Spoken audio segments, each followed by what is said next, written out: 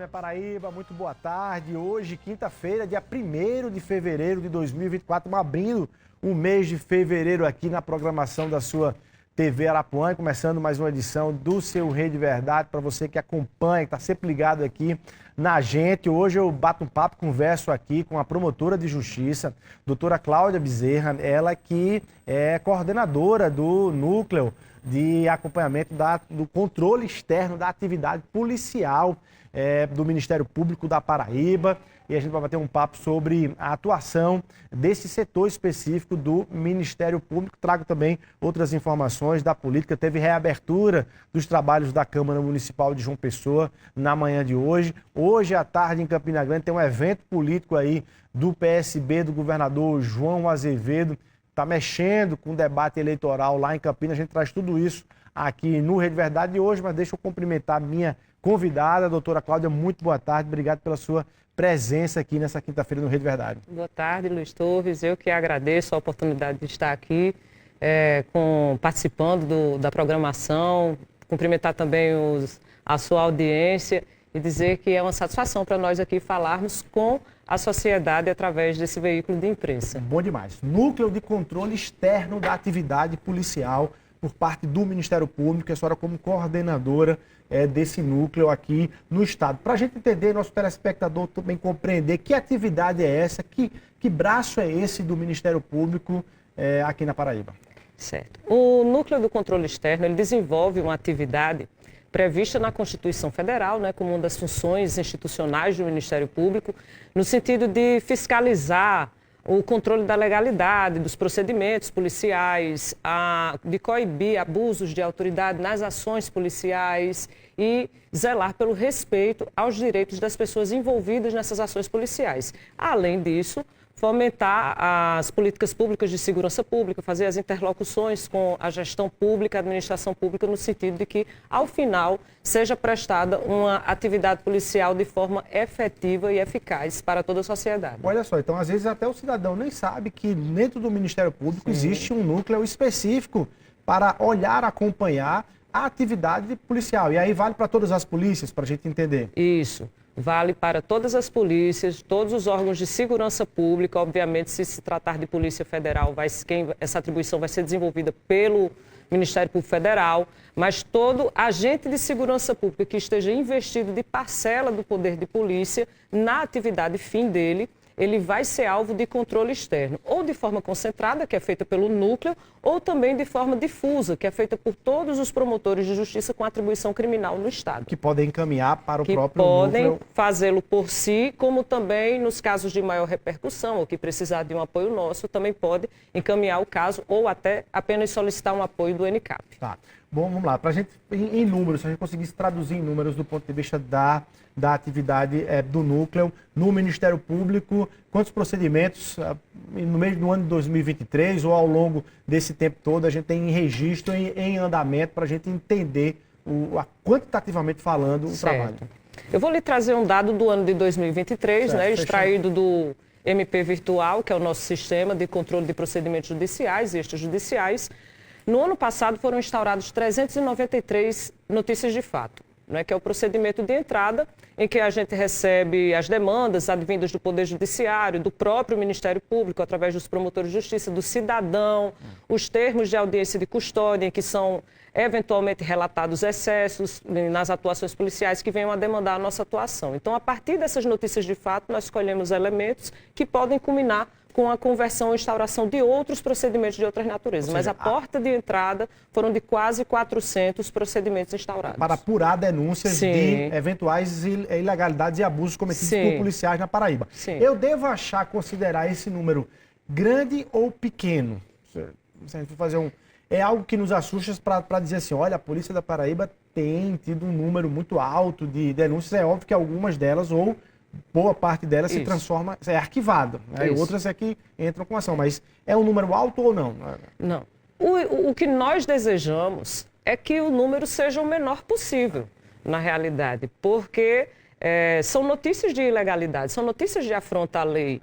Não que todas sejam procedentes. Então, por isso que se começa por uma notícia de fato, onde nós reunimos elementos mínimos de de viabilidade, de verossimilhança daquilo. Se nós não conseguimos reunir, ou se aquilo de plano já demonstra que não tem muita aparência com a verdade, aquilo ali já não vai ser instaurado procedimento. A notícia de fato é arquivada, mas normalmente resvala, a gente prefere apurar de forma mais pormenorizada, através de um procedimento investigatório criminal, ou acompanhar uma questão através de um procedimento administrativo. Então, dizer se o número é alto, é baixo, é relativo, porque muita coisa não é procedente, muita coisa é resolvida no âmbito da notícia de fato ainda, a gente pede uma providência, porque nem só, essas ilegalidades, elas não estão ligadas só ao abuso físico, policial, né, tortura, maus-tratos, estão ligadas muitas vezes... É uma investigação que não está tramitando de forma célere. Eu ia lhe perguntar, para discriminar essas 393, para discriminar, quais seriam, assim, num ranking do mais Sim. para o menos... os casos. Pronto, as principais demandas, de fato, são as oriundas, sobretudo das audiências de custódia, em que os magistrados, de ofício, ou por requerimento do Ministério Público, por requerimento dos advogados, da Defensoria Pública, nos encaminham os relatos de custodiado, alegando que foram alvo de excesso, de algum abuso. Do flagrante. No momento da sua prisão, na execução da sua prisão. Seja na situação da Polícia Militar, seja nas dependências da delegacia. Então, essa é a nossa demanda em maior número. E nós fazemos os procedimentos de averiguação, muitas vezes convertemos em procedimentos investigatórios criminais, temos o cuidado de analisar nessa reunião de informações o auto de prisão em flagrante, o exame traumatológico do custodiado, para ver se ele apresenta as lesões que ele relatou ter sofrido, o boletim de ocorrência policial militar. E vamos também ouvir o áudio da audiência de custódia, para ver o que é que ele disse na presença do magistrado. Se houver elementos mínimos ali que indiciem realmente um excesso, né? Porque também a força ela pode ser usada pelos agentes da segurança pública de modo legítimo. Né? Quando necessário, esse uso de força de modo progressivo, de modo moderado, não é? Preferencialmente através de meios que não sejam letais, de armamento que não seja letal. Então, se o custodiado, por exemplo, apresenta lesões ali que são compatíveis com as manobras de contenção, se o custodiado tentou reagir à execução do ato legal, resistiu à prisão mediante violência contra o policial, tentou fugir, foi necessária uma perseguição e ali ele caiu. Então, a gente vai averiguar a compatibilidade daquele relato dele com as circunstâncias da prisão. Pode sim, e se aquilo realmente não houve um excesso policial, então vamos tratar isso aqui como uma infração penal, vamos instaurar um procedimento investigatório criminal. Essa é a nossa primeira demanda. O segundo volume que nós temos são relacionados muito mais ao bom andamento dos procedimentos, das investigações. Então, muitas vezes o magistrado reporta ao ENICAP, o promotor de justiça lá da comarca dele, o promotor de justiça com atribuição criminal, aqui na capital também reporta, olha, a investigação não está sendo concluída, o inquérito foi para a delegacia, não voltou com as diligências feitas. Então, essa é uma demanda que a gente tem para verificar qual é o problema que está acontecendo. De algumas evidências, é muito mais a demora na tramitação. Né? E a gente verifica o que é que está acontecendo, procura fazer uma interlocução ali com a autoridade policial, com a Corregedoria, com a Secretaria de Segurança Pública, muitas vezes no sentido até de dar um apoio àquela repartição policial que está precisando, está com efetivo pequeno. No mais das vezes, não é uma demora na tramitação, uma irregularidade por uma vontade pessoal do investigante, não. Às vezes é do sistema mesmo, mas nós recebemos essa demanda e cuidamos dela como forma de dar maior celeridade. E o terceiro tipo de demanda, e esse acontece muito mais por iniciativa das inspeções do ENICAP, é a questão estrutural. Né? Quando nós fazemos as fiscalizações das repartições policiais, sejam elas civis ou militares, os institutos de perícia, também nós fiscalizamos. Quando nós notamos que a estrutura não está compatível para o bom desenvolvimento da atividade policial, nós também instauramos o procedimento e vamos fazer a interlocução com os gestores públicos, com as pessoas que possam, de fato, tomar alguma medida para poder melhorar aquela situação. E aí não é só o componente estrutural, é também a questão de pessoal, que é o grande percalço, né, que tem se melhorado ao longo dos anos, e recentemente nós temos nomeação de novos concursados para a Polícia Civil, outras turmas que estão para iniciar curso de formação, mas eu creio, da minha experiência que tenho, não só no ENICAP, mas também como promotora criminal, acho que o maior problema diz respeito o efetivo policial. De quantidade. De quantidade. Quantitativo. Bom, é importante você estar falando aí, porque a sociedade entender que o inquérito policial ele não é feito de forma imune ao olhar externo do Ministério Público, não existe isso. Existe um olhar externo, existe um olhar interno das corregedorias, mas existe esse olhar, qualquer inquérito tem ali esse olho do Ministério Público sobre ele, inclusive em relação a se alguma parte, se a parte está se sentindo ali prejudicada nesse andamento, pode também recorrer ao Ministério Público para dizer, olha, o abuso não é só na relação física, na agressão ou na violência, é também de, olha, no inquérito, né, não se atentou para essa prova, nem para esse elemento.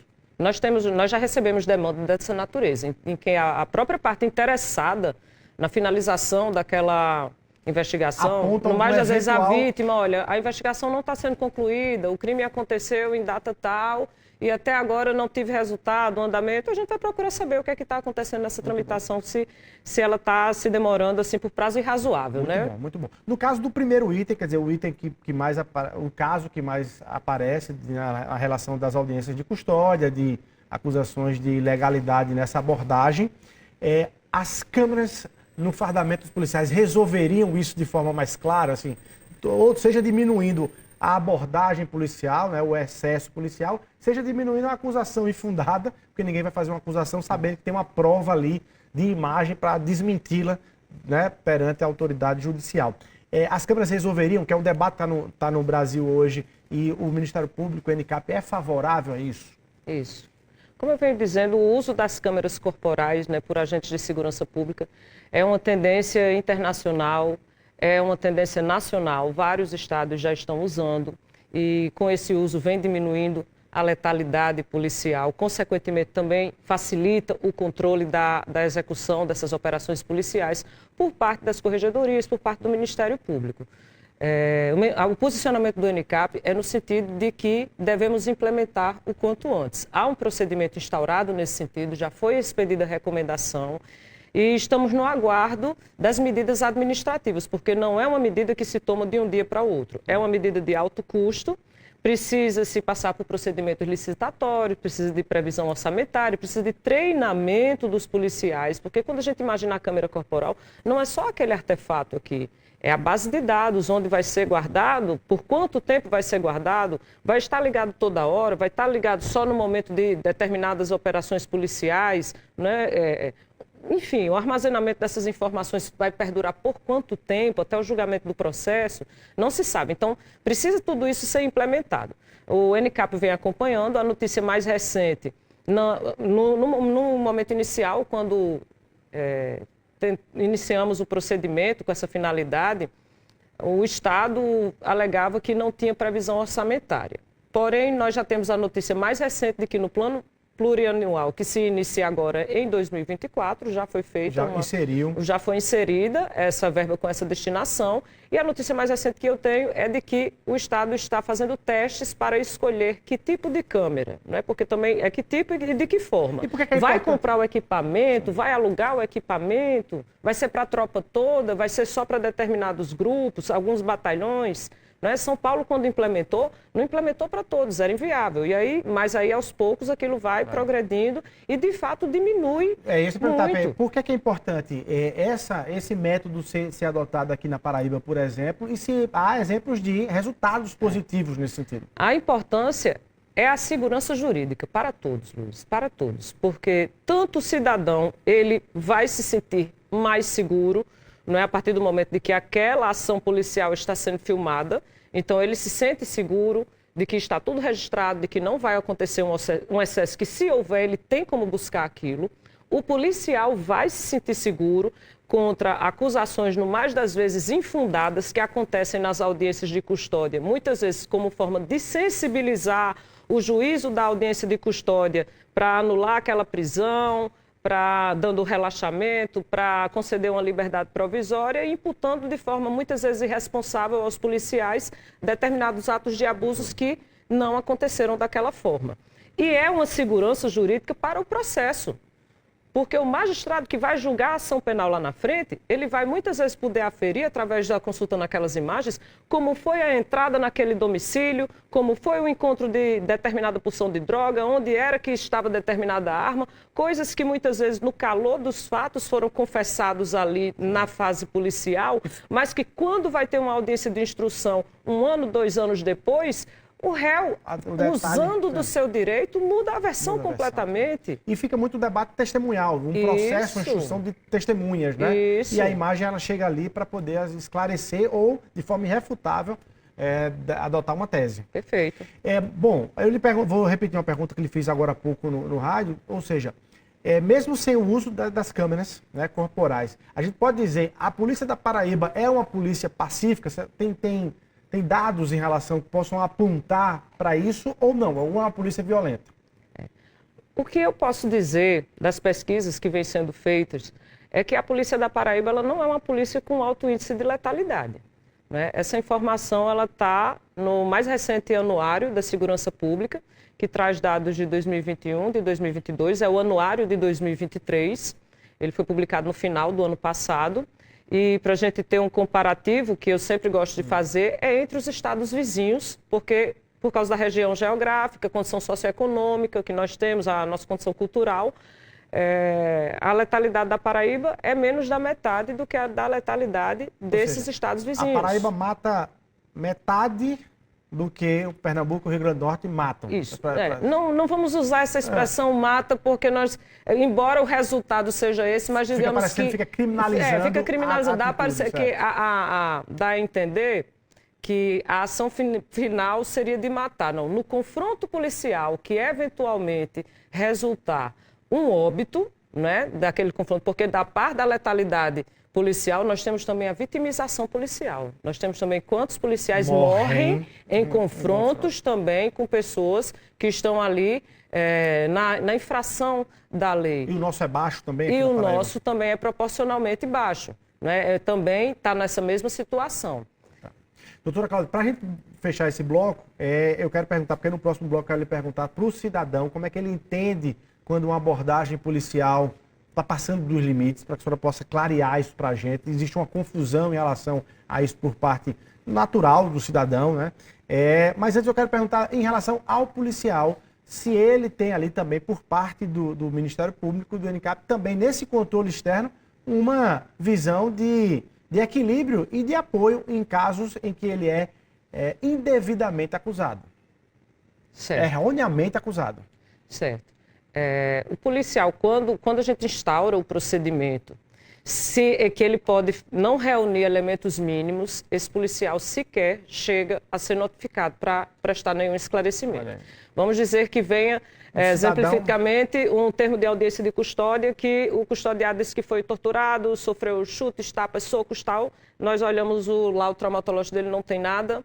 Nós olhamos o boletim de ocorrência, não tem nada. Olhamos os depoimentos, não tem nada. Então, a gente já identifica aquilo como uma alegação que ele fez, não no sentido de prejudicar o policial deliberadamente, mas no sentido, como eu lhe falei antes, de sensibilizar o juiz e conseguir a liberdade, a soltura ali. Então, assim, como esse policial ele não chegou a ser demandado, também o ENICAP não tem intenção nem de dar conhecimento para evitar esse desgaste. Não gerou a instauração de nenhum procedimento. Agora, se for instaurado um procedimento que ele for notificado para se manifestar sobre aqueles fatos, se aquilo foi comunicado à corregedoria e lá na frente o nosso procedimento concluir pelo arquivamento, não reuniu elementos mínimos para denunciar, esse policial também vai ser notificado dessa decisão de arquivamento. E aí compete a ele tomar as providências, não é? Se ele quiser o processamento dessa pessoa que imputou falsamente essa conduta criminosa a ele. Ou seja, na essência, o ENICAP não é contra as polícias, não é contra o policial, para as pessoas entenderem. É um controle externo daquilo que está dentro da legalidade. O ENICAP é contra a ilegalidade no exercício da atividade policial. Se o policial se pautar pela legalidade, o ENICAP vai estar a favor dele. Se o cidadão se pautar pela legalidade, o ENICAP também vai estar a favor dele. Bom demais. No próximo bloco, a senhora vai dizer aí o que é que está certo e errado em linhas gerais, naturalmente, no caso de abordagens policiais, para a gente entender. Você acompanha 1 minutinho só e a gente volta aqui no Rede Verdade.